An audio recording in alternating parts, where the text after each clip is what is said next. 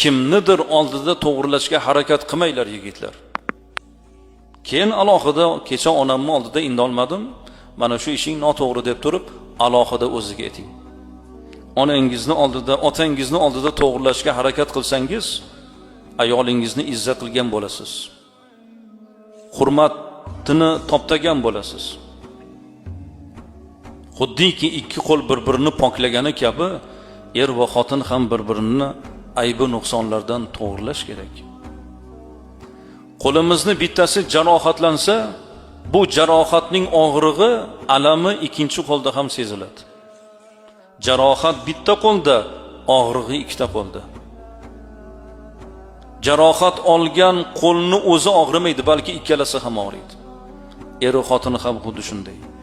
Bittasining tashvishi ikkisini tashvishi bo'lish kerak. Erning tashvishi ayolni ham tashvishi bo'lish kerak. Birining quvonchi ikkinchisini ham quvonchi bo'lish kerak.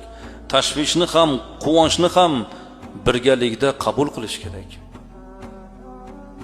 Shunda hayotda bo'ladi. O'zing pishirgan osh o'zing yegin deb turib, sherigini qiyin vaziyatga tashlab ketish kerak emas.